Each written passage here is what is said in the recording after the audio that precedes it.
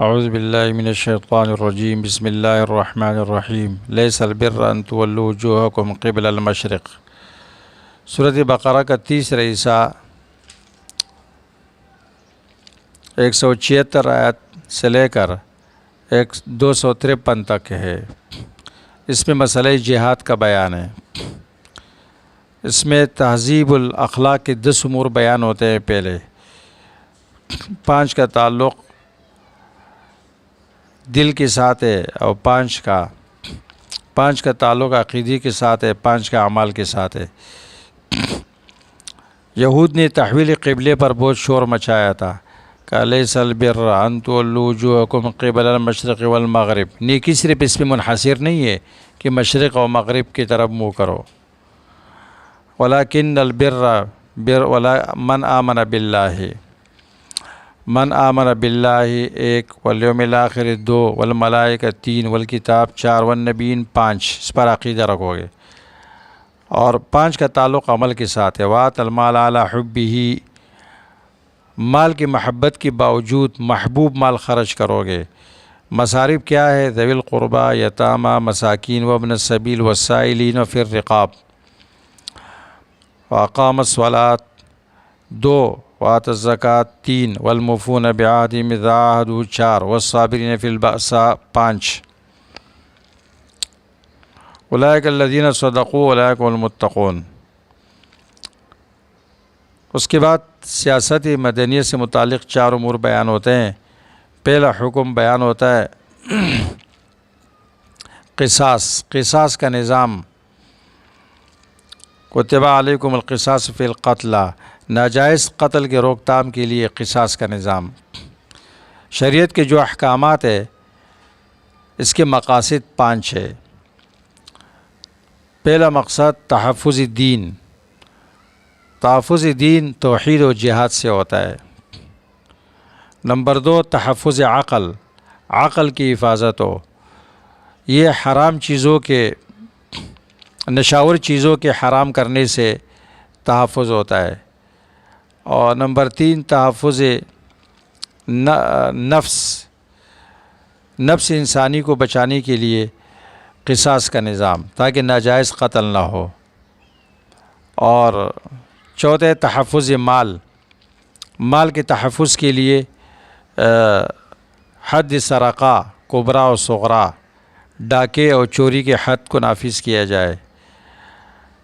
اور 5ویں قسم ہے تحفظ نسل، کہ کوئی حرامی بچہ وجود میں نہ آئے، تو اس لیے زنا اس کی طرف جانے والے تمام راستوں کو حرام کیا گیا۔ تو سیاست مدنیہ ملک کو فساد سے ختم کرنے کے لیے، بچانے کے لیے قصاص کا نظام۔ کتب علیکم القصاص فی القتلی، اور اس میں انصاف۔ چونکہ اسلام یہودیت میں صرف قصاص تھا، اور نصرانیت میں صرف دیت اور عفو، اور اسلام میں چونکہ دین اسلام جامع الجلال والجمال ہے، اس میں قصاص بھی ہے، عفو بھی ہے، اور دیت بھی ہے۔ نمبر 3 وصیت۔ مرنے والے کا مال اس کے مرنے کے بعد کس کو ملے، تو اس پر وصیت لازم ہے کہ شریعت کے مطابق تقسیم مال کی وہ وصیت کرے۔ کتب علیکم اذا حضر احدکم الموت الوصیۃ بتقسیم الاموال بالقانون الشرعی۔ اور ایسا روزے کا حکم، روزہ رکھو تاکہ افراد کی اصلاح ہو جائے، جس سے معاشرہ بنتا ہے۔ پھر روزے کے بہت سارے مسائل، تخفیفات، اور بیچ میں دعا کا مسئلہ، اور پھر اعتکاف کا مسئلہ بیان کیا گیا ہے۔ پھر رشوت سے منع کیا گیا، نہی عن الرشوت۔ وَلَا تَأْكُلُوا أَمْوَالَكُمْ بَيْنَكُمْ بِالْبَاطِلِ وَتُدْلُوا بِهَا إِلَى الْحُكَّامِ لِتَأْكُلُوا فَرِيقًا مِنْ أَمْوَالِ النَّاسِ۔ ناحق طریقے پر مال مت کھاؤ۔ رشوت کس کو کہتے ہیں؟ کہ یہ رشا سے ہے، رشا رسی کو کہتے ہیں۔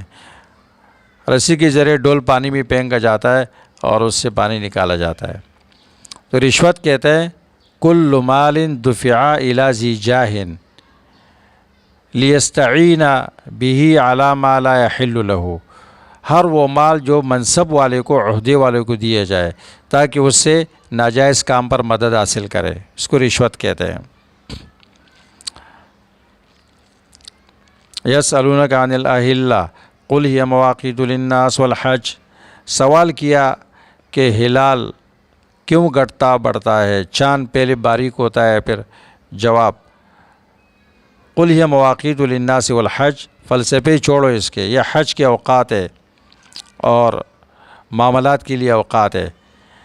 تمہارا یہ سوال اس طرح غلط ہے جس طرح یہ فعل غلط ہے کہ تم گھروں میں پیچھے آتے ہو، احرام باندھ کر گھر میں نقب لگاتے ہو، دروازے سے نہیں آتے ہو۔ وَأْتُوا الْبُيُوتَ مِنْ أَبْوَابِهَا، اس کے بعد قتال کا حکم ہے، قاتلوا فی سبیل اللہ۔ قتال کا مقصد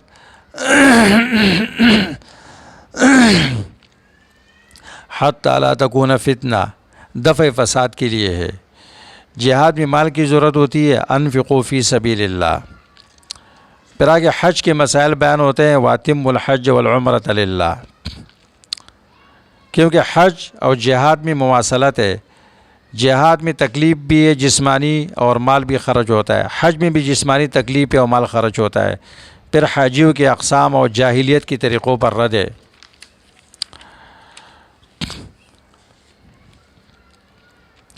انبیاء علیہ السلام کی بعثت کا مقصد بیان کیا گیا ہے، کان الناس امۃ واحدہ فبعث اللہ النبیین مبشرین ومنذرین۔ لوگ ایک دین پر تھے، پھر شرک پیدا ہوا، اس کے لیے اللہ نے انبیاء کو بھیجا، اور لوگوں نے حق آنے کے بعد اختلاف کیا۔ اختلاف کس نے کیا، کیوں کیا، کب کیا؟ اختلاف کس نے کیا؟ اہل کتاب نے۔ وَمَا اخْتَلَفَ فِيهِ إِلَّا الَّذِينَ أُوتُوهُ، کب کیا؟ من بعد ما جاءتهم البینات، دلیل آنے کے بعد۔ کیوں کیا؟ بغیا بینہم، حسد کی وجہ سے۔ پھر تشجیع ہے کہ تم پر حالات آئیں گے جیسے پہلے لوگوں پر آئے تھے۔ ام حسبتم ان تدخلوا الجنہ ولما یأتکم مثل الذین خلوا من قبلکم یسألونک ماذا ينفقون، یہاں سے لے کر تیسری حصے کے آخر تک 18 امور جس کا تعلق تدبیر المنزل سے ہے وہ بیان ہوتے ہیں۔ یسألونک ماذا ينفقون قل ما انفقتم من خیر فللوالدین والاقربین، گھر کا سربراہ مال خرچ کرے گا، اگر وہ خرچہ نہیں دیتا ہے تو اس گھر والوں کے اخلاق خراب ہو جاتے ہیں۔ نمبر 2، اشہر حرم میں قتال کا حکم۔ یسألونک عن الشہر الحرام قتال فیہ، مقتضی موانع ہے، مانع ہے کہ مقتضی بہت زیادہ ہے۔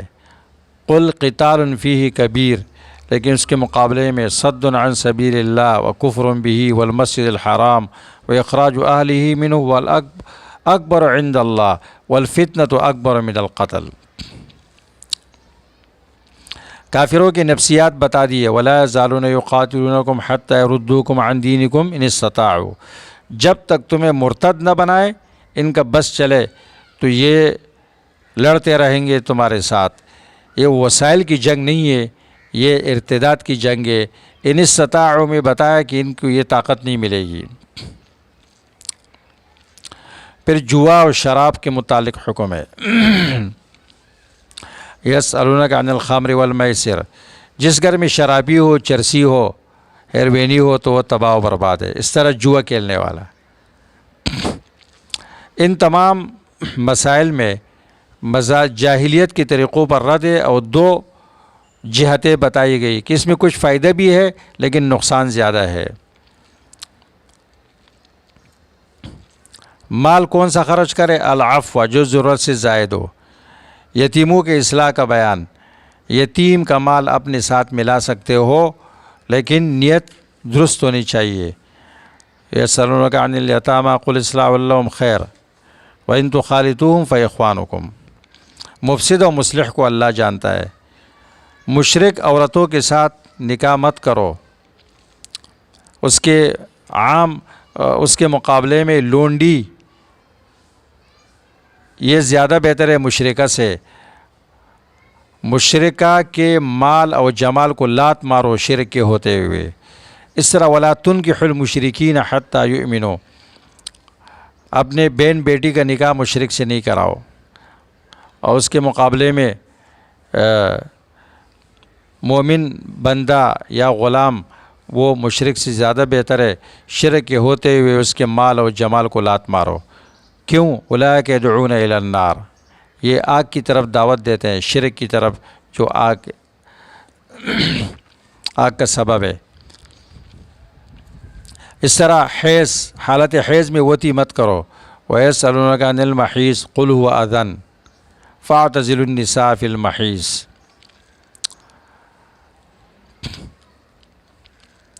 عورتیں تمہاری کیتیاں ہیں، نساؤکم حرث لکم فأتوا حرثکم، جس کیفیت سے چاہو اپنی کیتی میں آ سکتے ہو،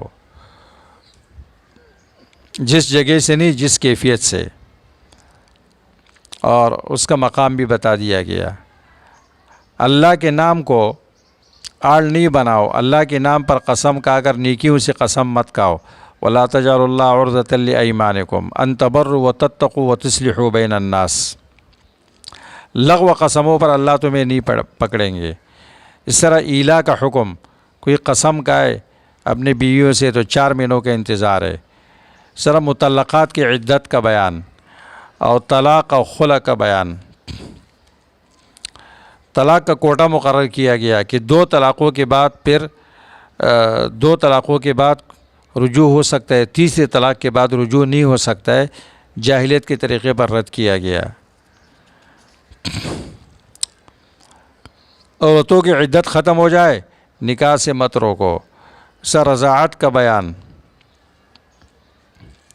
اور خطبے کا بیان، اور اس طرح مطلقات کے اقسام کا بیان۔ 4 قسمیں ہیں، 2 صراحتاً، 2 مصرحاً، 2 ضمناً۔ طلاق قبل الدخول، بعد الدخول، مسمى علی المہر، غیر مسمى علی المہر۔ حفاظت صلات، ایسا نہیں گھریلو مسائل میں الجھ کر نماز کو بھول جاؤ، نماز کی حفاظت کرو۔ اور اس کے بعد متعی کا حکم، وصیۃ للازواج، اور اسی طرح مطلقات کے لیے متعی کا حکم، والمطلقات متاع بالمعروف، ان کی وحشت دور کرنے کے لیے ان کو جوڑے وغیرہ دستور کے مطابق دے سکتے ہو۔ پھر جہاد کی تشجیع سابقہ بنی اسرائیل کے زمانے کے لوگوں کے ساتھ جو طاعون سے بھاگ گئے تھے یا جہاد سے بھاگ گئے تھے تو پھر بھی مر گئے۔ الم تر الذین خرجوا من دیارہم وهم الوف حذر الموت فقال لهم اللہ موتوا، تو مر گئے، ثم احیاہم۔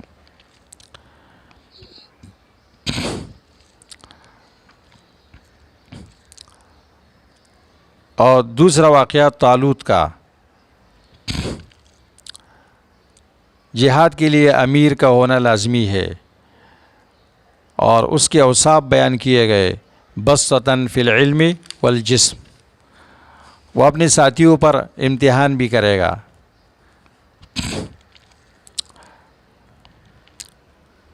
ان اللہ مبتلیکم بنہر، جہاد اللہ کے نصرت سے جیتی جاتی ہے۔ کم من فئۃ قلیلۃ غلبت فئۃ کثیرۃ باذن اللہ۔ جہاد کا مقصد دفع فساد ہے، جہاد فساد نہیں ہے، دفع فسادیوں کو ختم کرنے کے لیے ہوتا ہے۔ ولولا دفع اللہ الناس بعضهم ببعض لفسدت الارض۔